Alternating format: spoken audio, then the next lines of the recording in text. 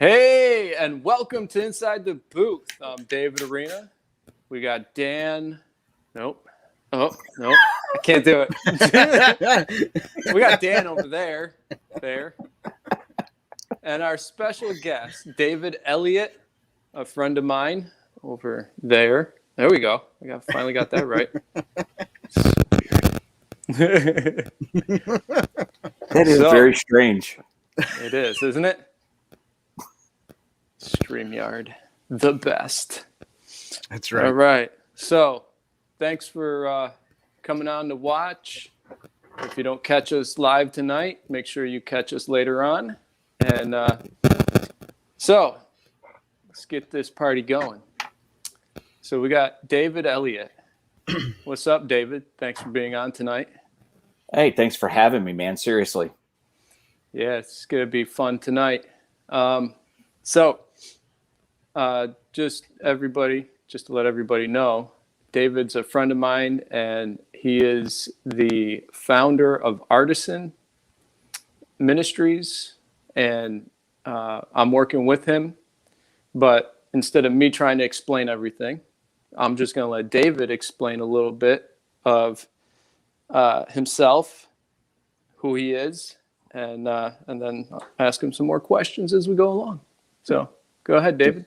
Describe myself and who I am. Yeah, describe yourself. Let us know. How about a semi-old guy that cuts his own hair? Nice. That's the best. So do I. Hey, I cut my own hair and I color my wife's hair. So if you're going to save money somewhere. There you go. So I have. Go ahead. I was just going to say I have my own personal barber now. He just graduated from barber school. So hook me up, man. Unless you're afraid it'll destroy my head. He's a newbie, so I've been a practice dummy for him for a while. So just want to say hello to Ado. He just signed in and said, "Love the hat, Dan." All right. Thank you. Ado, that's his name. Ado. It is. All right. He's a cool What's guy. up, Ado? He's another brother in Christ. Cool. Who lives in Jacksonville, Florida. Nice. That's right. Florida's awesome. Hey, Why am I not there? Florida is running the show tonight. Florida's running the show tonight. Florida in the house. Yeah. All right, David, go ahead, man. All right, kind of give you just a little bit of background. I'm from Key West, the dangling participle of the continental United States. Hey, we're closer to Cuba than we are the U.S. in Key West. So 90 miles to Cuba, 160 miles to Miami. Very different place. In fact, it was so different that the Key West I was raised in, we had 5-digit phone numbers. Oh, that's cool. That's over, and it's not because I'm that old. It's just that it was that small of a place that we had 5-digit phone numbers. I was raised in a pastor's home. I am a husband to one, thankfully, and good. That's my plan to keep it that way. I'm a father to 2 amazing adult children who are world changers. My son's a youth pastor in Raleigh, North Carolina, and blowing the doors off up there. Just crazy what's happening with them up there. And then my daughter is, we call her a world evangelist because that's what she is. That's cool. She loves to go to difficult places. And I'll never forget the first time she called and said, "Hey, Mom, Dad, I had to hide my Bible for the first time today. It was so cool." So nice. That's my daughter. They're both married, have kids. I have 2 amazing grandkids. Was involved in pastoral ministry for 30 years. So I guess I am older than that I'd like to admit. But 4 years ago, I felt my wife and I felt led to resign the position we were at. We put everything in storage. And we've been on a 4-year journey of radical trust and faith. We haven't had an address for 4 years. And it's been a crazy, crazy, crazy journey while the Lord rebooted everything that I thought I was and what I was supposed to do. And we are now involved in, like David said already, the ministry of artisan. So Cool. Awesome. What is artisan, by the way? I don't know nothing. you know, well, I wouldn't go that far, Dan. Come on now. You know how to stretch a cable across the room. I know that much. That's right. Well, let me ask you this. I'll put it this way. Dan, what comes to mind when I use the term artisan, something that's artisan made? I don't know. It sounds like the word art is in there, so maybe something artistic. Yeah, or like artisan bread or artisan furniture, artisan pottery. Okay. Cool. Artisan means basically it's handmade in small batches. It doesn't, anything coming off a conveyor belt cannot be artisan made. So if you bought it in Walmart, it's not artisan made, even if it's on the Makes package. So you can't buy artisan bread at Walmart. It just doesn't work.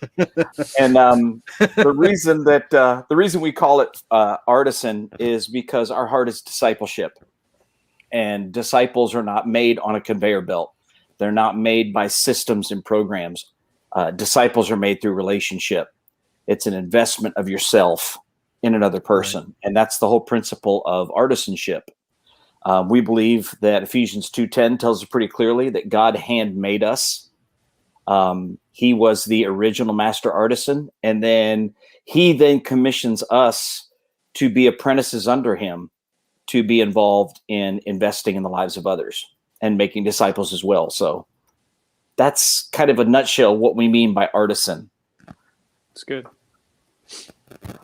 Cool. It's good. Thank you for like that. it. Learn something new every day. That's it. I hope.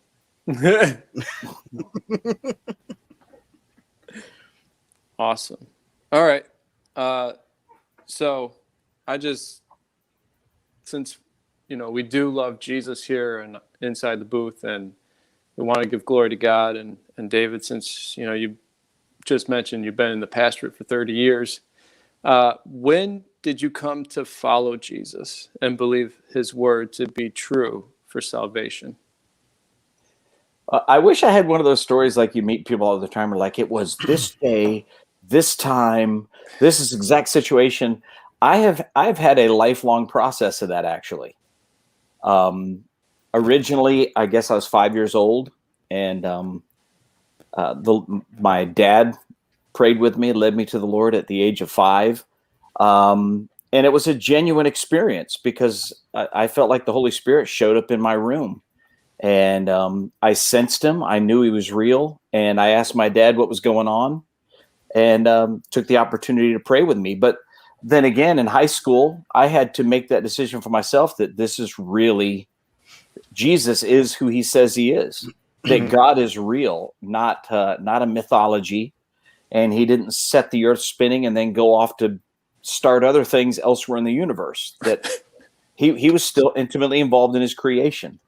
And then again in college, he had to do the same thing in my life. And I've spent the rest of my life with that process of constantly having to affirm what I actually believe. There's been a process my entire life of finding or allowing God to show me where my unbelief was and move me to belief in him in every area of my life.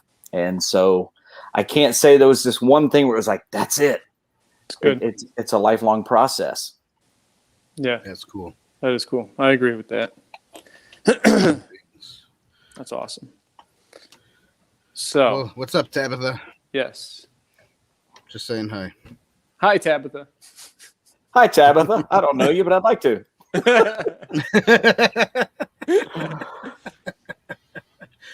Well, cool. Since this whole month is Manflix and celebrating masculinity, happy Father's Day to all the men out there who are dads. Right. And David, you already mentioned you're a dad and a granddad. So share with us your memorable moment of being a dad, and also any important life lessons Jesus taught you as a dad. Hang on. Before you answer that, Tabitha says she's just sitting by my campfire. Nice. That's you got to watch our Rumble review to understand what she's saying. Yes. Only manly men have campfires. That's right. Because the movies that we talked about were men around campfires. Yep. Sorry Very for the cool. interruption. And every man looks better with fire behind him anyway. That's right. That's right. Behind him, in front of him, on the sides. Come on. I mean, every Yes. hero comes away with the fire behind him and he's limping and he's been cut a couple times. And Right, you're like, there you go. that's a right. man. Yeah, That's a man. that's it. Because he has fire behind him. That's right. That's right. But see, so in the Rumble review, Braveheart won the fight. I don't care what any of you say. Braveheart won, okay? Because there were more campfires in Braveheart. Yes, I saw that. I saw that. That's funny. So, David, your question is ridiculously and obscenely impossible to answer. I mean, that's how in the world do you answer that? I don't That's know. like saying Just answer which hair in your beard is your favorite, David Arena? I mean, really? I mean, The gray one, the white gray one. one. it. This one right here. the gray one because he earned it. This is the first one that ever popped through. Oh, there you go. His first gray hair. Seriously, the probably the most earth-shattering, world-rocking moment was the birth of my son, who is my oldest. And I remember, I mean, I always knew, this is the weirdest thing. I always knew my entire life. I knew I was going to be 25 when I had my first kid. Knew it. I knew it was going to be a boy, and I knew he was going to have lots of hair. And the Lord had already given me a vision and a picture of kind of the calling that was going to be on his life. And so, sure enough, had my first child at 25. But I remember, even though I kind of had a preview, I had the trailer already. That's cool. I will never forget when he was born and I set eyes on him for the first time. And I knew in that moment, I would die for you right now. There was the weight of the responsibility. Like, why on earth have I been entrusted with this life? Was totally dependent on, I'm going to kill him in a week. He's not going to survive. He's not going to survive my fatherhood. But I remember thinking in that moment, there's nothing you can do that will change the fact that I would die for you. And he hadn't done anything yet. He had just showed up. He hadn't even taken his first breath. I mean, literally, when he was born, he was too busy looking around to breathe. So he's just like, but I'm like, kid, you are so dumb you can't even breathe, really? And I'll still die for you. But it was an earth-shattering moment, that realization, and I understood the heart of the Father for me like I never would have imagined. Mm-hmm. That same way that he loves me, I don't have to do anything. There's nothing I can do to make him love me any more or any less than he already does. It's good. Period. Cool. I don't have to earn his pleasure. It's on me. So yeah, that was pretty much a world-rocking moment for me. That's awesome. Cool. So do you have any life lessons that you can share with us that, as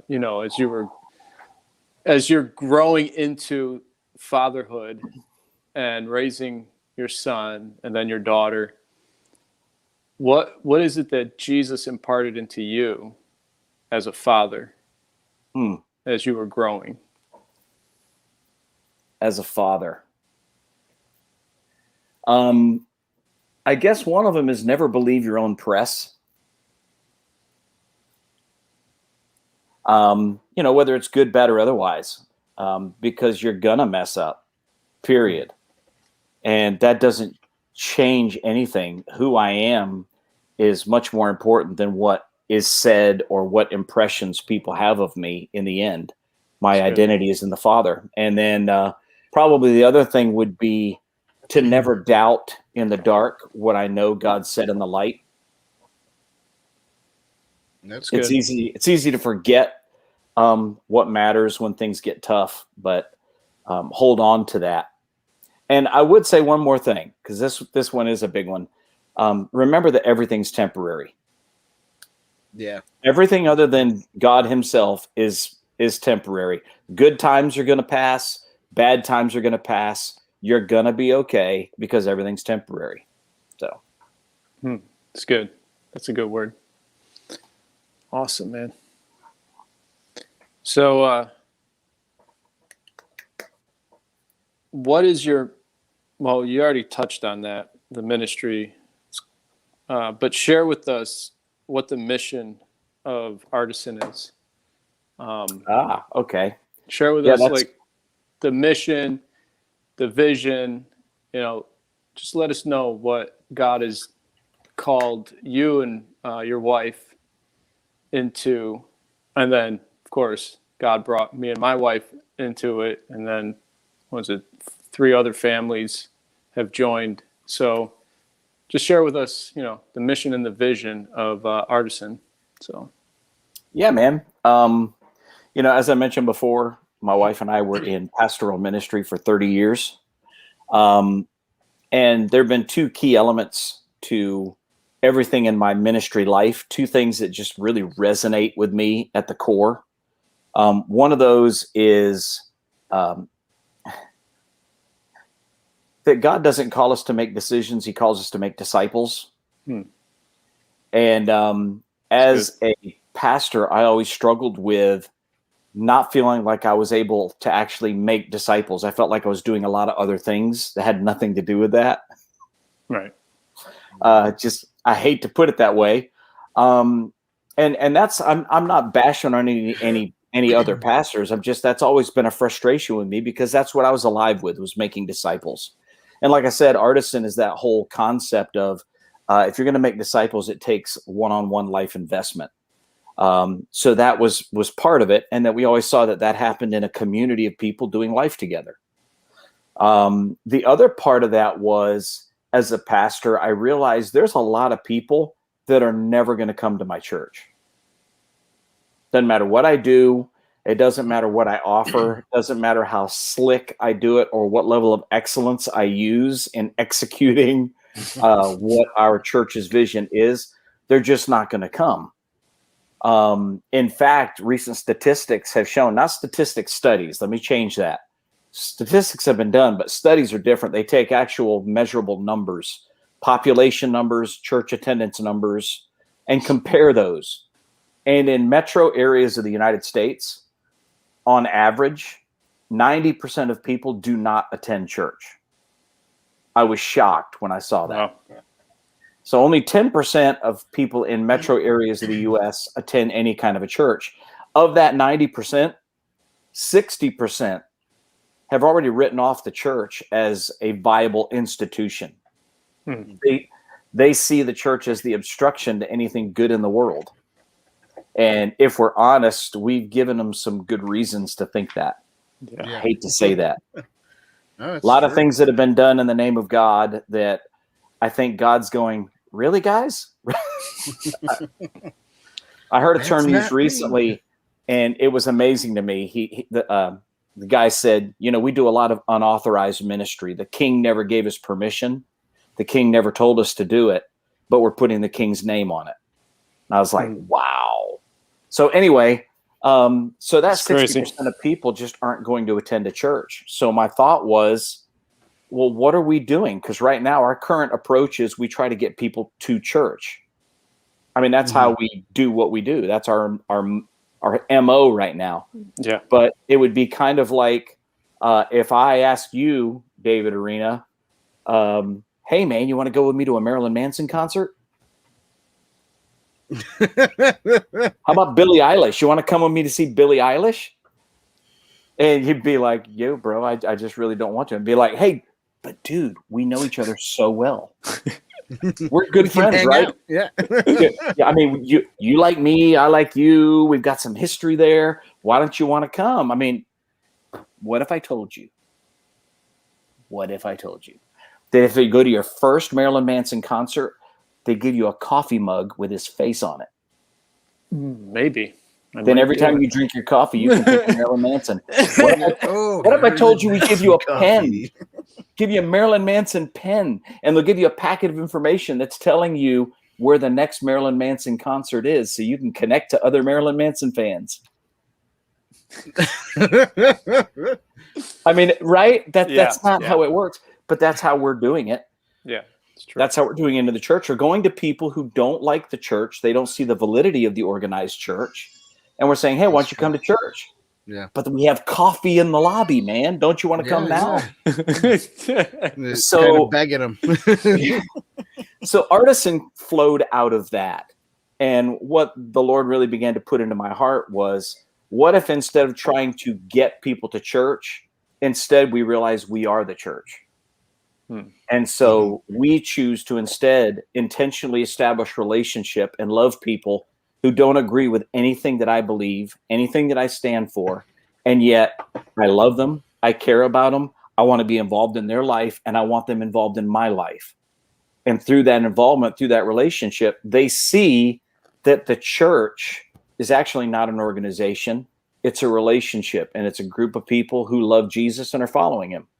Yeah. So that's really the foundation of Artisan, and I hate to say where our emphasis is, because it really isn't. Jesus said, go to Jerusalem, Judea, Samaria, and the uttermost.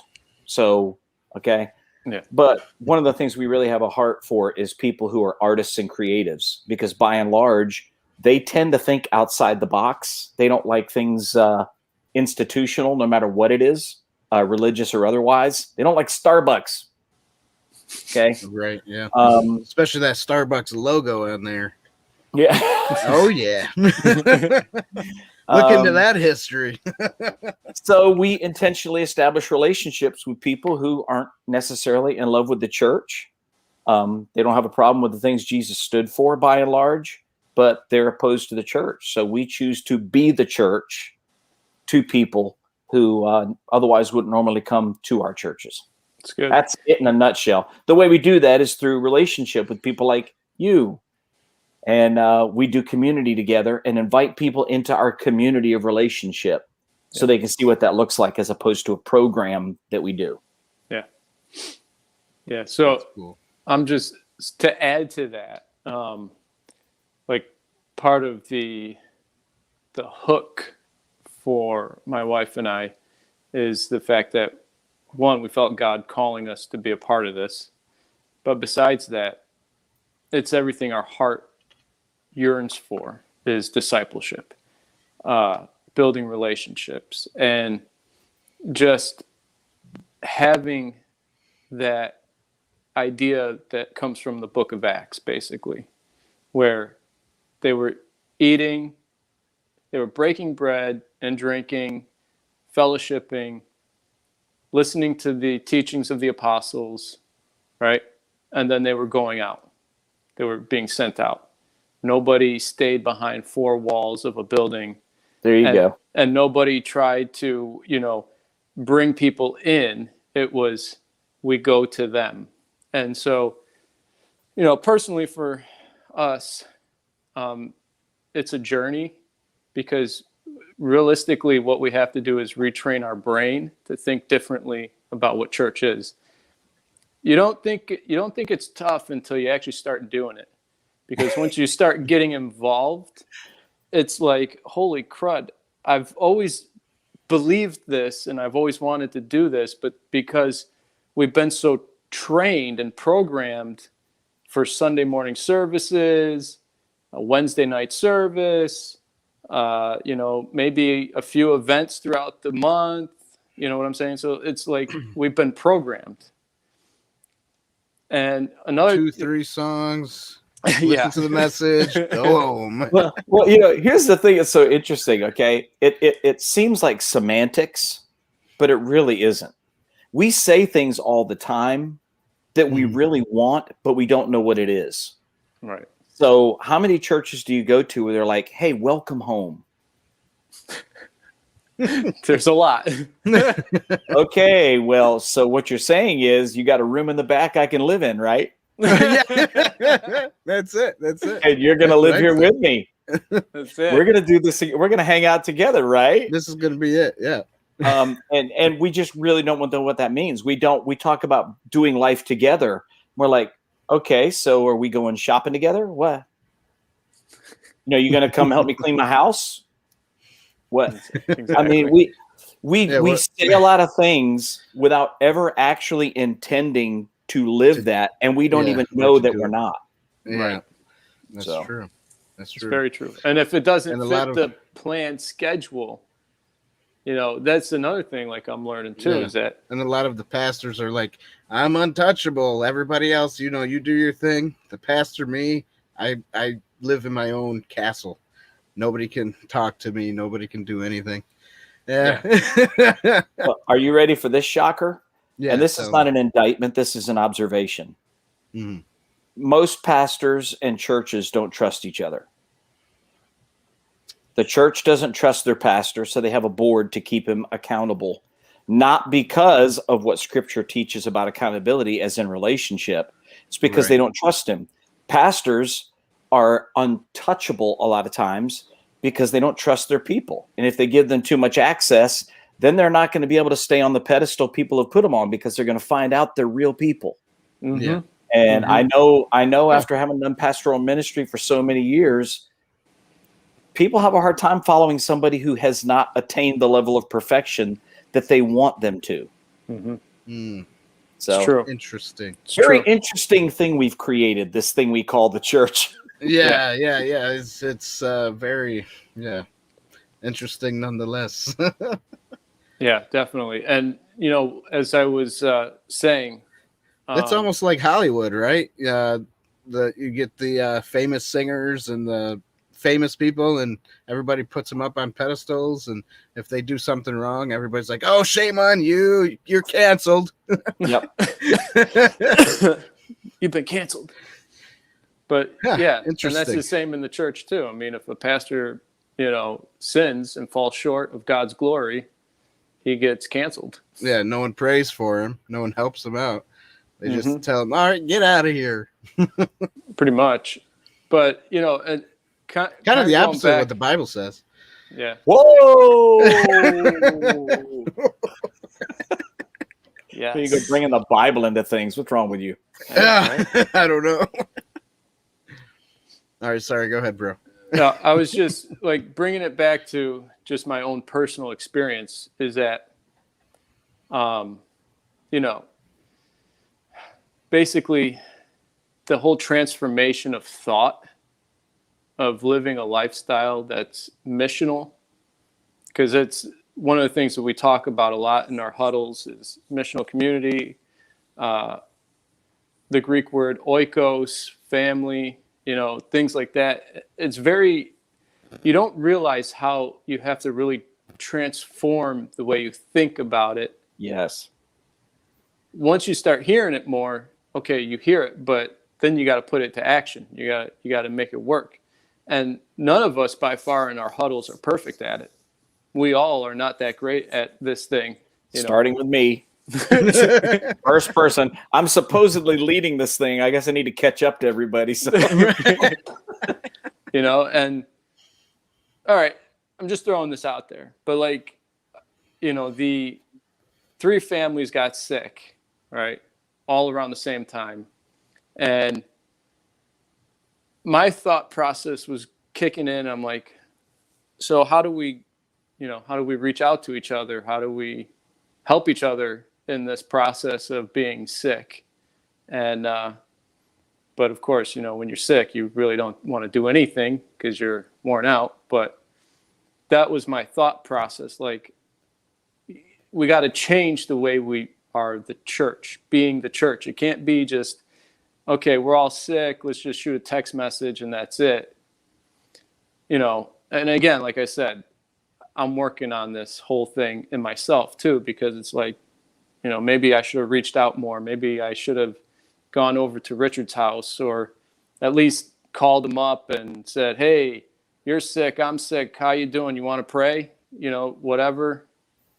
But that's the whole changing of your mindset, though. this is really going to be a journey. It's not going to be something that happens overnight, you know. And then when you get it and you're doing it, it's time for you to go and do it. You don't get to just stay. Right. Mm-hmm. Yeah. Because then that's like your kids living in the basement and they never leave home. I mean, that you raise your kids to raise their own kids. That's it. Uh-huh. So it's good. Good. Is there anything else, David, that you wanted to add to the ministry part of Artisan, or anything else you want to plug in? Well, you know, I don't want to take a ton of time, but one of the things that's really revolutionary, and for anybody that's a believer and is a follower of Jesus, there's an interesting thing that you notice when you're reading the Gospels, which is the story of Jesus on the earth, the Gospels. When you're reading the Gospels, you realize everything in there happened on their way to places. It's not like it's not like Jesus had this calendar and it was like, okay, let me see. Today's the day we feed 5,000. Hey guys, remember that? We're going to feed 5,000. All right, good thing I carved out that time this week. It wasn't that date open. You know, they were going somewhere and a crowd of people are hanging out. And so Jesus is talking to them and nobody thought to bring food. You know why? Because they hadn't planned it. Mm-hmm. Right. And so a miracle happens. I mean, everything you see in the Gospels, it says as they were. Yeah. So as they were eating, as they were on the road, as they were reclining at the table, as they were going to the temple, as they were running away from the crowds who tried to kill them, Right. You know, as they were doing life. Yeah. And they were doing life together, the kingdom of God would break out. That's good. And that's what we've got to get back to, that the gospel is what happens as we are doing what we do, and we do it together in community, and the kingdom of God breaks out. So we need to get back to that. Yeah, that's real good. And you know, I don't know if you've watched The Chosen yet, David, but yeah. they actually do a really good job at visualizing as they were. Yes. Like as they were going to Samaria, as they were doing this, as they went to Jerusalem, they show like all this backstory that you don't see, you don't really see in Scripture, because you know the Gospels basically highlight all of Jesus's 10 best moments or whatever. All the vignettes. Yeah. But they show you like as they were on their way, these events took place.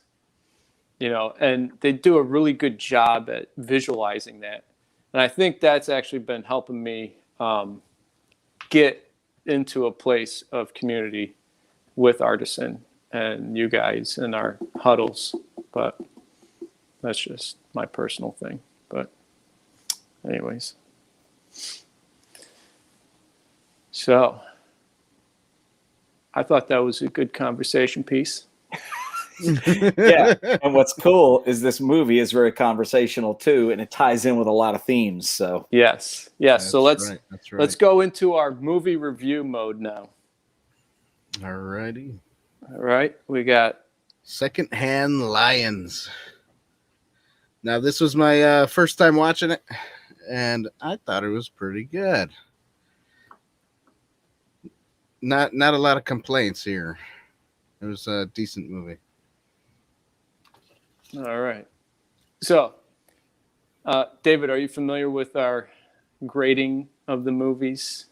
Have you watched us enough to? Yes, I have. I have watched you, and it's a little bit like what's that show on ESPN where he's like, I give you 3 points. Yeah. Around the horn. That's it. Around the horn. Yes. All right, Dan. All right. Why don't you go ahead and go first? I'll go second, and David can go last, and we'll just go in that order. So since you've never seen the movie, it'd be interesting to hear what you have to say. Okay. So I guess the plot The plot is this kid is basically, I guess, his mother really doesn't want him much, and she kind of only wants him for him to get money from other people, like his uncles that he just met. He had no idea he had relatives, and these relatives don't want anybody near them. They're like, get the heck out of here, get out of Dodge, everybody. I don't care who you are. I'm gonna shoot at you. And then eventually and they didn't really care for the kid. The kid was like, kind of scared of them. And then eventually it turned out to be a good relationship toward the end, where they're just like, this kid is part of us now. And the kid's like, well, they're part of me now. And toward the end, when the mother's like, hey, come back and live with us. I got a new boyfriend. He's better than the last one. And the kid's like, no, he hit me already. He's going to be beating you. Why don't you do something for me for once, Mom? So then she allowed him to stay with the uncles. And the uncles were like, oh, he's gone. Goodbye. But they were kind of sad. And they were like, I wish he was back. And then, it was like maybe a couple hours later, he returns, and they're like, "Oh my goodness!" I mean, it was a really good movie. I guess that's it in a nutshell. I mean, there's a lot of things that happened in between, but I guess I'll give this plot a point. Nice. And then I gotta say, hey, Uncle Mike. Oh, Uncle Mike's on. Hello, Uncle Mike. All right. So for me, I give this storyline a point as well. The biggest part of the whole movie for me of the story is, my brother already mentioned it, but the idea of that this kid is abandoned, rejected. These two old men who have done nothing but reject the world because they're just fed up with the world and what it stands for. But the character Hub, Robert Duvall's character, very interesting character, because he's the man's man. Like, he's like the man of all men. That's right. And I love the fact that he beats up 5 young adults by himself, and he's like, at the end, after he beats the snot out of them, he gives them the man's talk. Yes. The man's talk. And the little boy, oh man, what's his name? The kid. Walter, yes, thank you. Walter, he he wants that talk from his Uncle Hub. I want the man's talk. Yep. Because it'll make me a man. That's right. So I give this plot a point. This storyline is so good. Yeah, I'm going to jump in there with both of you. The storyline, here's the thing, and I have a whole category of movies that I tell people about. It's a guy chick flick. Okay. So chick flicks, man flicks over here. Man flicks. No, only. See, man flicks usually involve stuff blowing up and all this kind of stuff, and it's action, whatever.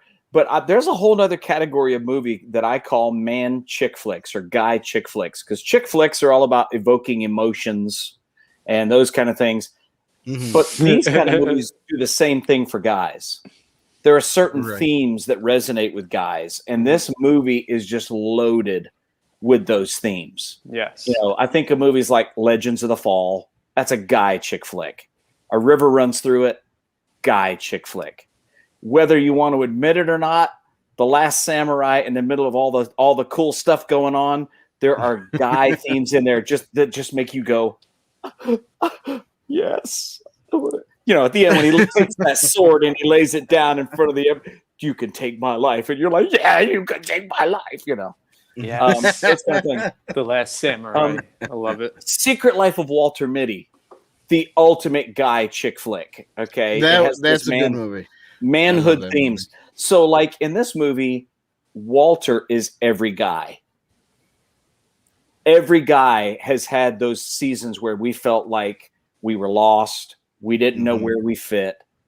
Looking for somebody to invest in us, pour into us.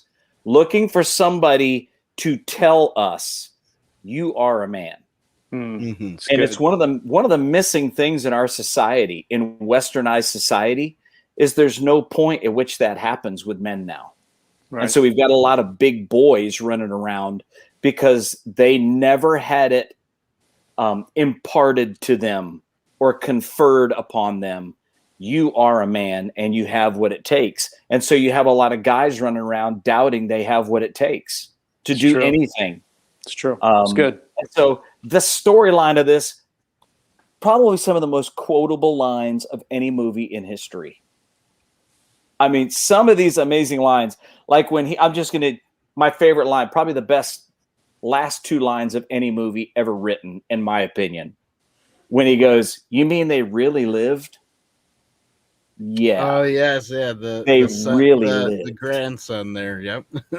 And I'm like, I want to really live. I want that when I die. You know. So yeah, I mean, the writing and the plot, the storyline, to me, top notch. I mean, sure, it's a little bit kid oriented and kid friendly. Yeah, but it's okay. Every man that watches this movie is like, I get that. Yeah, I definitely like that line at the end. They really lived? Yeah, they really lived because they died with a purpose. Just like the female lion that they had. That when she was out in her little cove of jungle area, the corn which was hysterical because the jungle music in the corn. That's peas. That's corn, potatoes. Corn. Wait a minute, they all look like the corn. That was one of my favorite scenes too. It was like it's all corn. Yes, that was good. But yeah, so when the lion, when she was out in her little jungle area, she became alive again. She had that, I'm a jungle lion. Mm-hmm.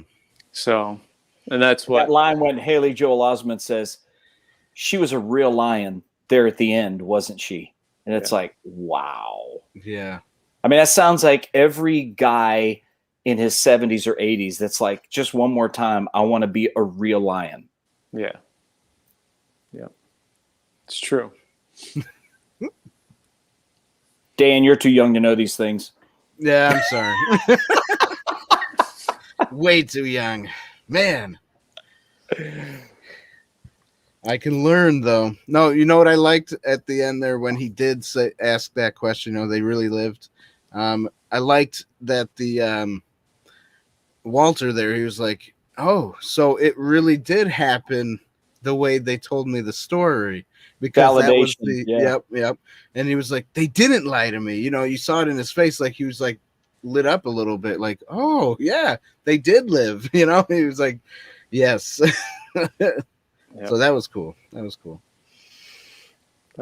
All right, so that's 3 points so far. Acting. I guess I will take acting first. Hold on, before you go on. Yeah. Well, Tabitha, what do you mean she became a man? I don't get that part.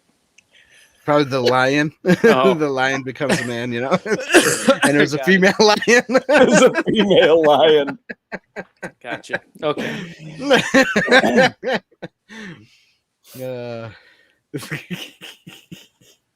Anyways, yeah. So the acting, it has Robert Duvall and Sir Michael Caine. I love these actors. Robert Duvall's always a good Western actor too. He's always like in Western movies and stuff. Well, they were in Texas, so yeah, that's true. There you go.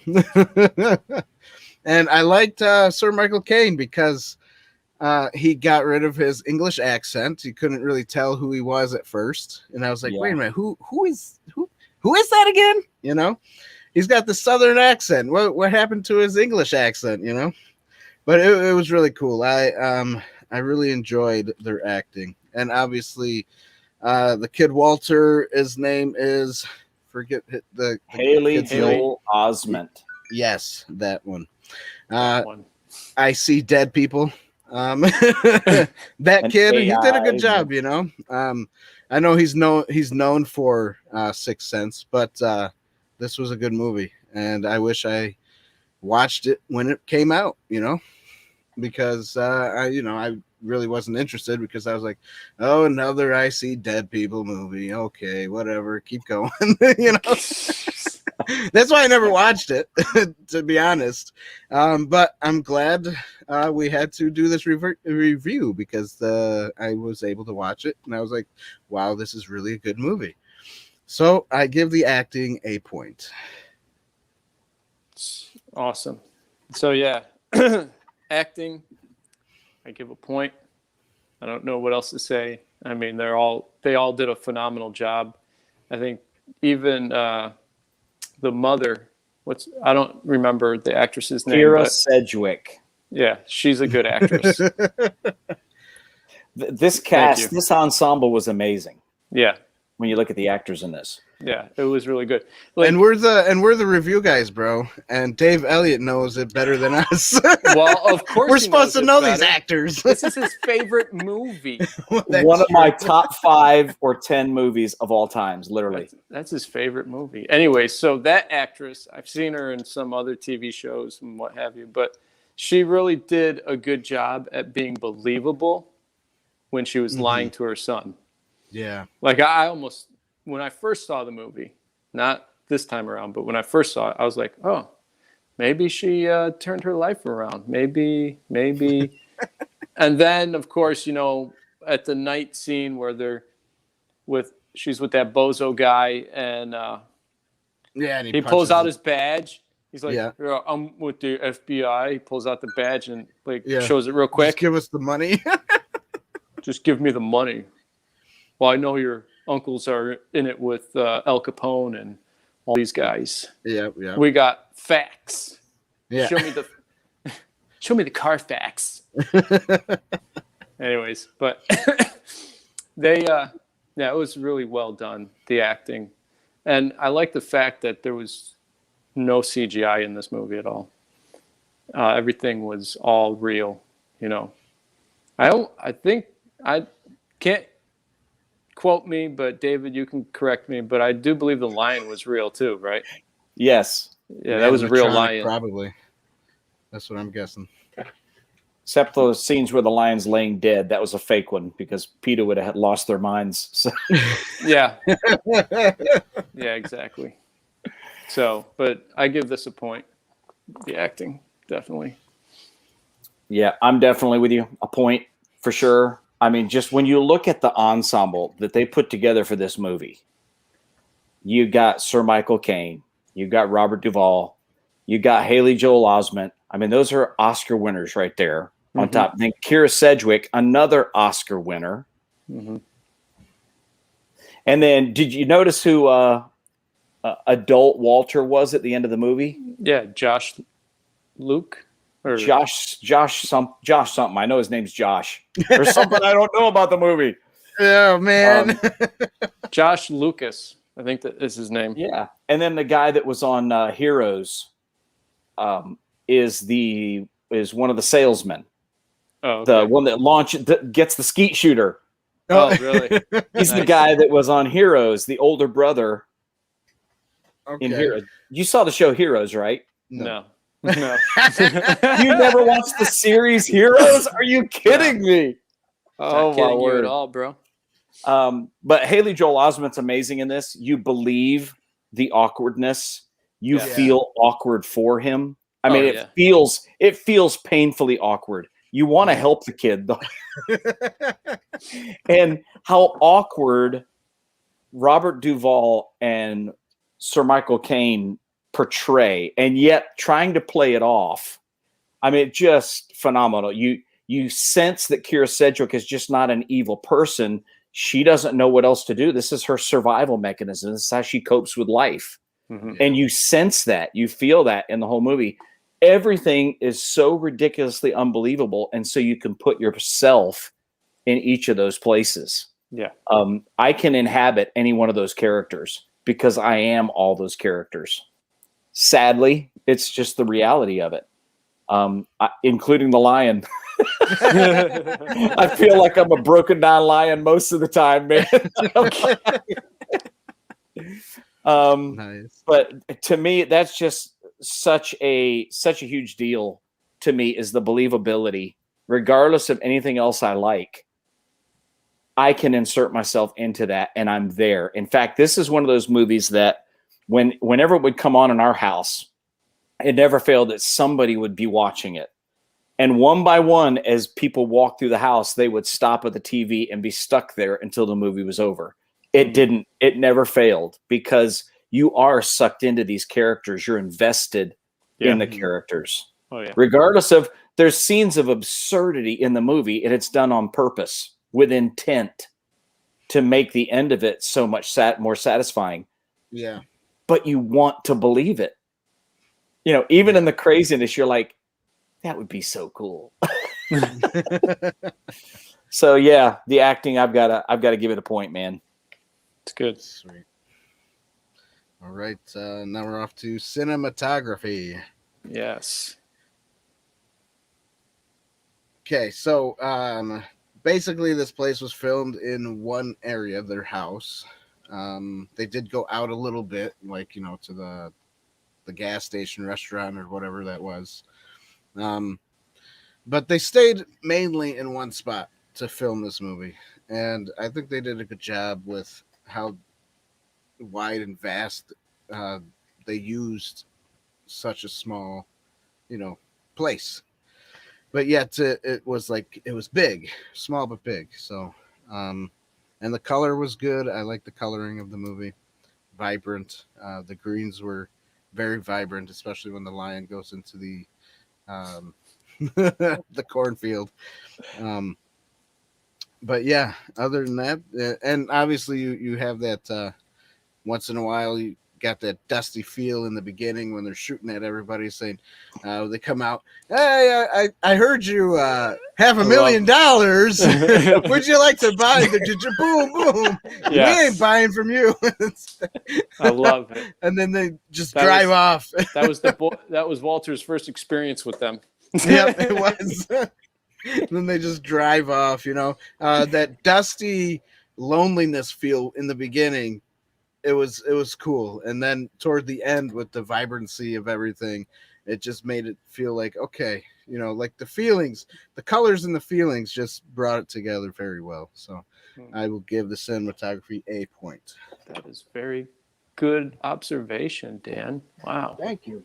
I didn't even pick up on that, and I've seen the movie several times. Oh. Oh, well, I guess I don't have an eye for that sort of thing. Anyways, I give That's why it's called cinematography. art. Yes. I give cinematography a point because I love the storytelling scenes that are out in the Middle East somewhere, and they're especially the scene where they're racing, where Hug turns a horse. You know, it just, he's trotting along, and then this Arabic person, which you come to find out is the princess, comes riding up next to him, and the first thought he has is, I'm racing this person to the end, and I'm gonna win. Yeah. So that whole shot, that whole scenery of the beach shoreline, the water, I like it. So yeah, I give that a point. So Cool. Yep. Cinematography is definitely a point for me. And there's so many subtle things in this that you don't really, if you're not looking for it, you don't pick it up. Right. You just don't, and it's not intended to be picked up. But there is a shift throughout the entire movie that it becomes more and more and more vibrant and colorful as the movie progresses. Mm-hmm. Yeah. You're going to watch it again now, aren't you?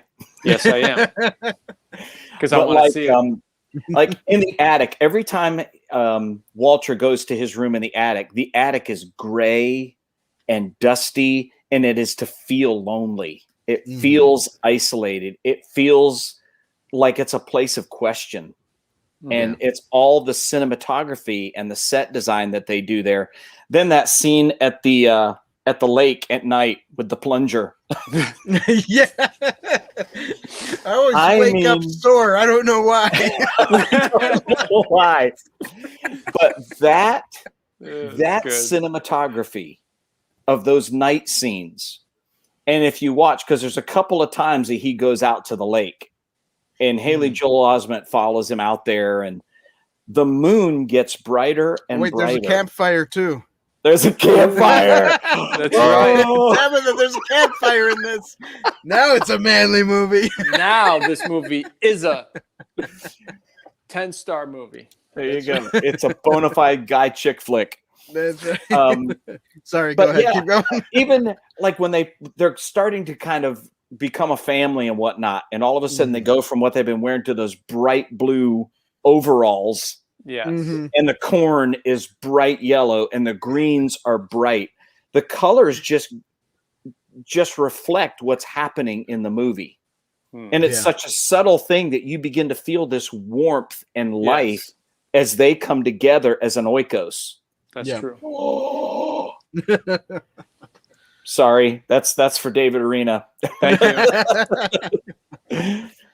Because they're becoming what we're doing as artisans. So I know that's not necessarily cinematography, but that is there. But anyway, cinematography for me is so intentional and so unnoticeable that you have to give it a point. Yes. That's good. That's right. So Tabitha says blood plus campfires plus sticks equals man chick flick. That's right. You know it very well, Tabitha. You know very well. That's right. That's right. All right. Now we're off to the music. All Yes. right. Musical score. That's right. I guess you could say I really did enjoy the music. Everything fit so well that you can almost hardly know that it's there, because it's like it's bringing you into the story. It's bringing you places where you didn't think you'd go. So because of that, I will give the score a point. Yeah, I'm not going to sit here and talk too much longer about it. I give it a point as well. I mean, it's just the score was so beautifully done. I wish I knew the composer. I tried to look at it. I must have turned my head and missed the credits. I know his last name's Doyle. Doyle. Oh, yeah, Doyle. Yeah. But, yeah, I actually downloaded the music on Spotify back in the day. Very nice. That's so cool. But yeah, like even the scenes where they're telling the story about Hub and golly, what's the like other uncle's name? Like the race scene, I don't know, Michael Caine. Michael I Caine. don't remember. Garth. That's right, Garth. Garth. Yep. Man, I was like, yeah. What are you all even here for? What are you guys here for? I'm gonna have all this name memorized. Anyways, so Garth, as he's telling the story, the music in those storytelling was so well done. It fit perfectly. And even as some of the scenes of the storytelling was like, is this really believable? Can this really happen? Can this guy really take on, 10 guys at once? Right. But he's a wild American man. So he had like all this energy. That was the thing about Hub. He was full of energy, testosterone. He could just take on the world, But I love the part. All right. I love the part where Patrick Doyle. Where Garth is telling a part where he's carrying all the gold and he's fighting off everybody and did not drop a single coin while he was fighting. And I love Walter's reaction. He's like, Really? That was you? Are you sure? I don't think you could do that. Yeah, right. Poor Okay. Garth. So, Yep. yeah, the score gets a point from me. Yeah, point for me for sure. I love what Dan said. It's so not noticeable. It's so seamless because it creates this. It creates the feel of what you're watching. You're not going, I like that soundtrack. It's that you're pulled into a moment.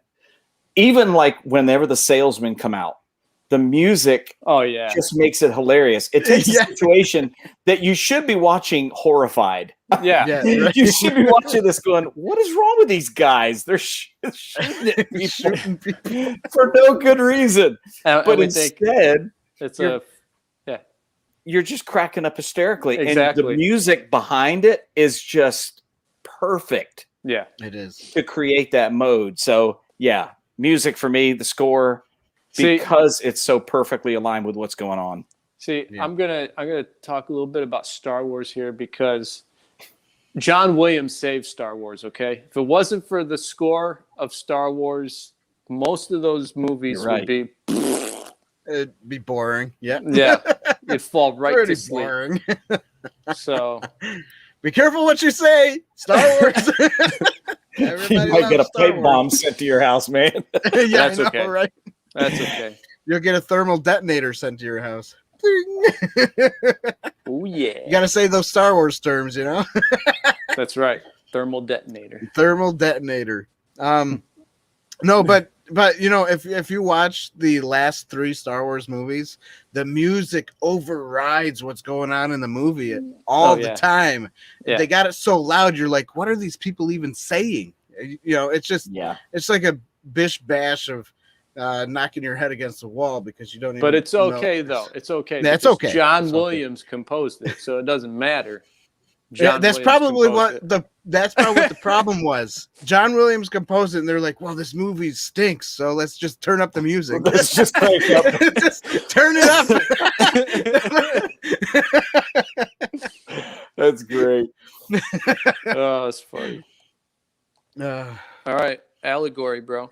Allegory. There's so Well, much there's allegory. exactly what I was gonna say. So much allegory, redemption.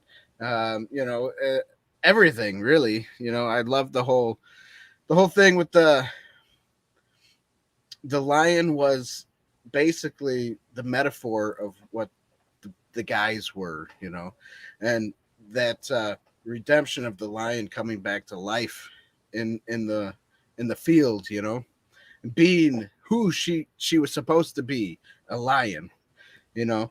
And then these guys coming back to life and being who they're supposed to be. And it's like us as Christians, you know, we're dead and we're dead inside until we find Christ. And then we start to become who we are meant to be. We bring that life back up. So, yeah. I just need to post this real quick. Okay. Sadly, even the great John Williams couldn't save the sequels.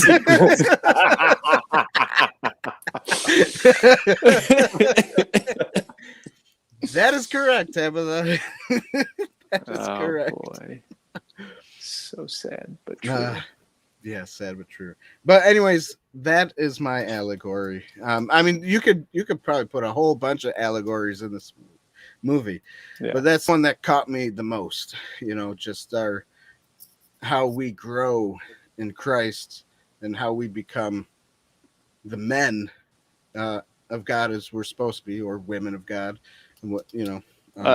This is Manflix month. So I know, but you know, men I'm only. just saying, I'm men only. Yeah, men only. What's it? What was that? The alfalfa there. What do you?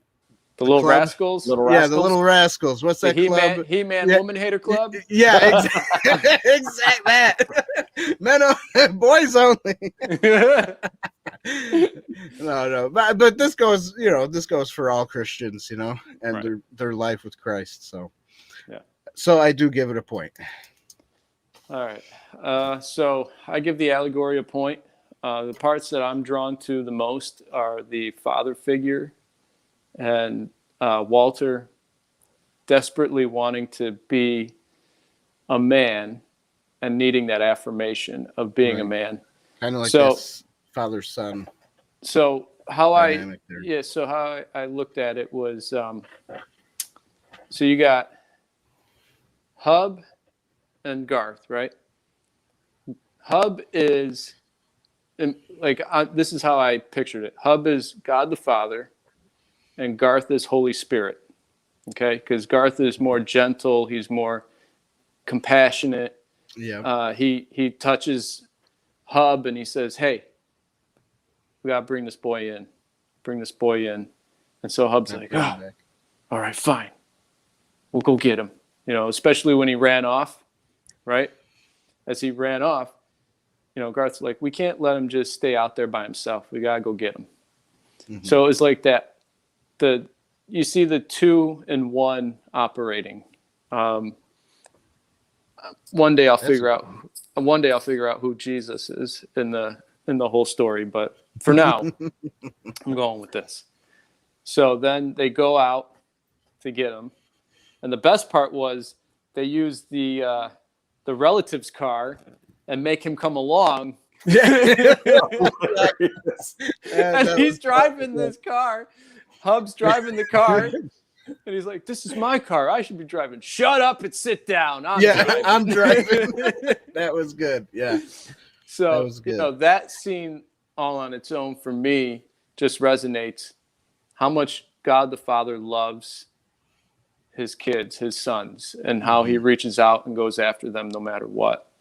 And I think for me personally, I think that was like a pivotal point in the movie when they went to get him and picked him up and said, "Hey, if you stay with us, we'll share some more things with you. We'll bring you in more into the oikos. We'll create this family thing.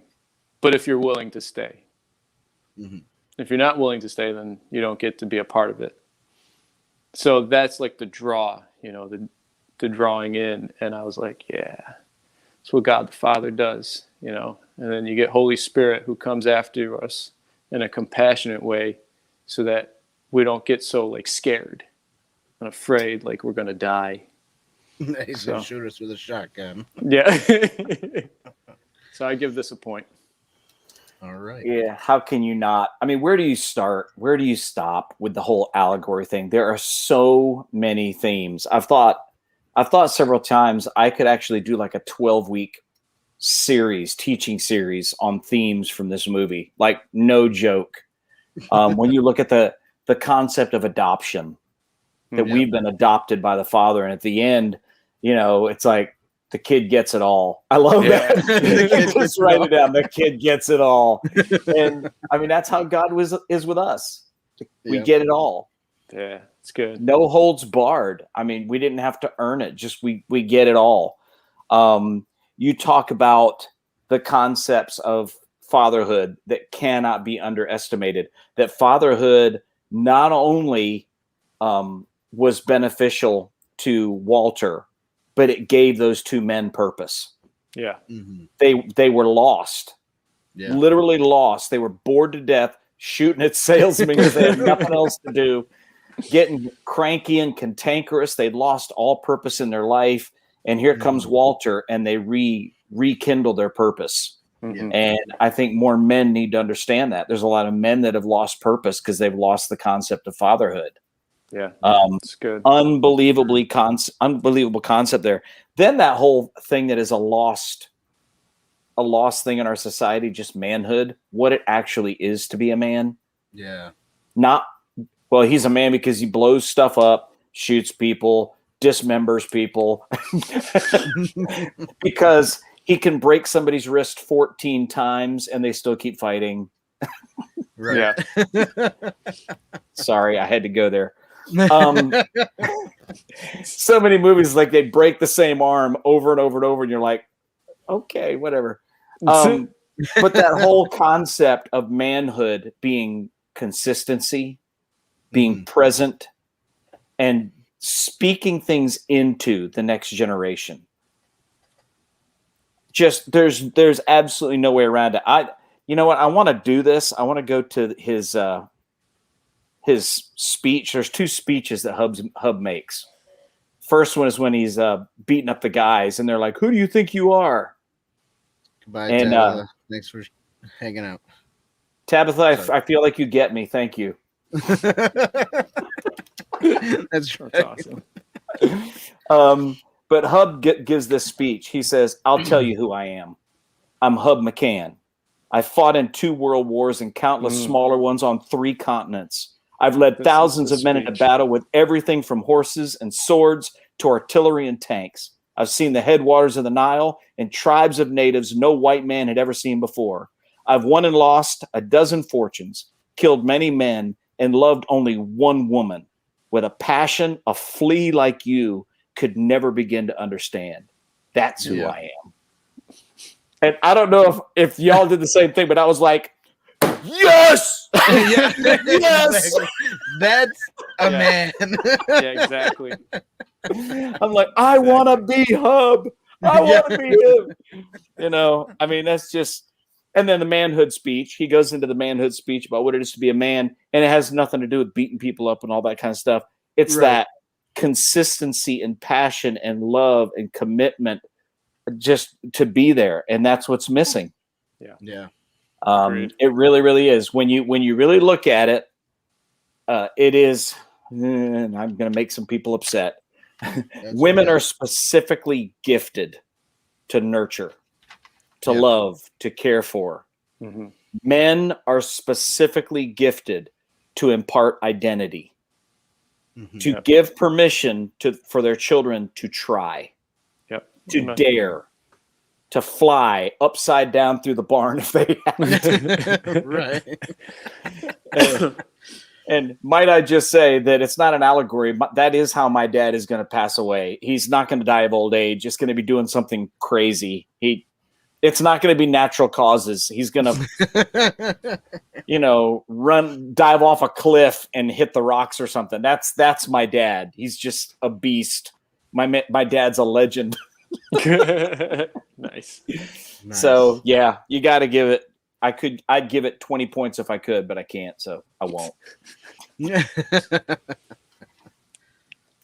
Awesome. Alrighty. So this movie gets a solid 15 points. Yeah.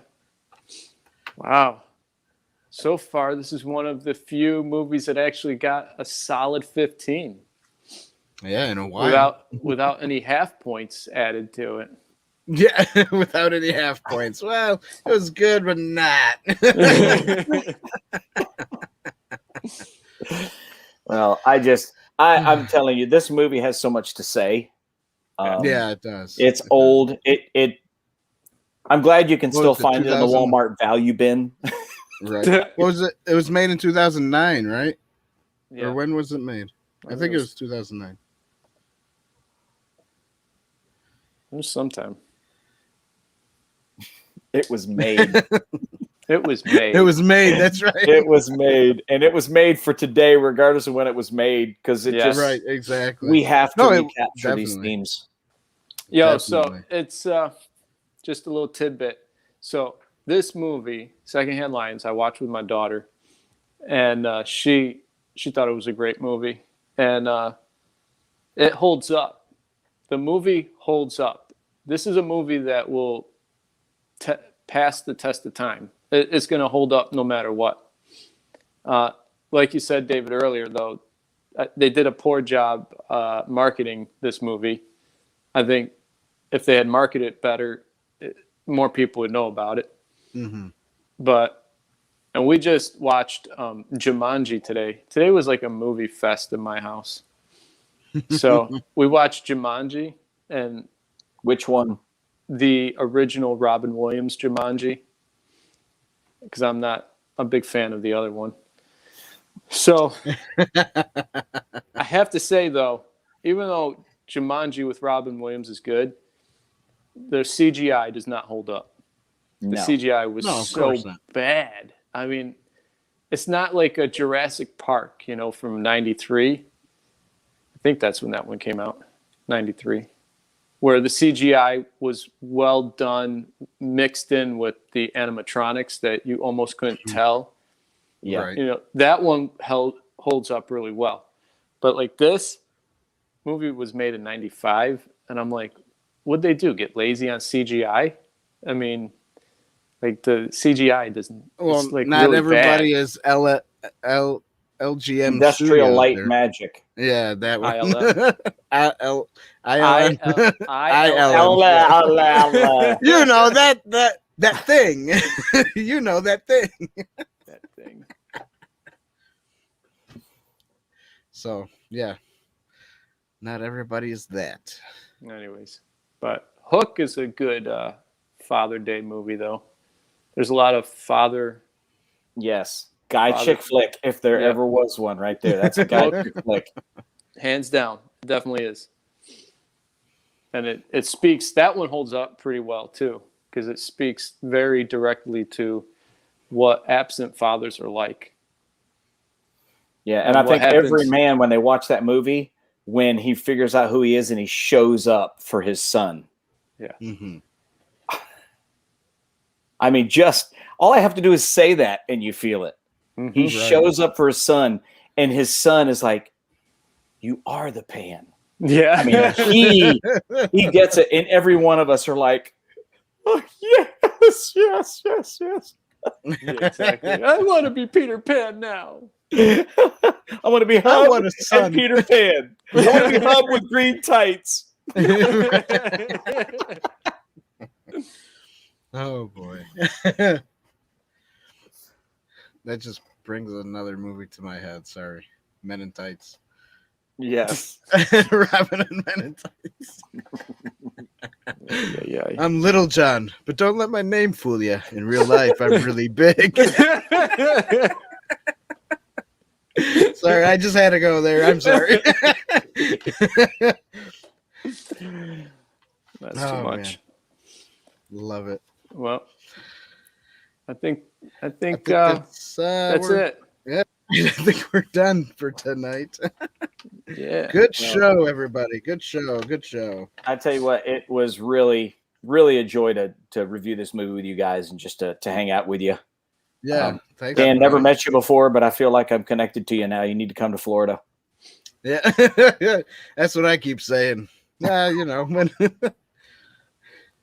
when things are aligned, I will. That's right. So You want to close us out, Danielson? sure. Thanks everybody for coming and watching us here at Inside That Booth. Remember to subscribe, hit the like button, and share. Don't forget to find us on our website, www.insidethebooth.tv.com. We have awesome merch like mugs and koozies. I know this is not a can, but it's a water bottle. We've got some new koozies on there. And other things like Yay for koozies. what's that thing? A neck gaiter, a face mask, even though those are not needed anymore. Thanks, CDC. This message brought to you by the CDC.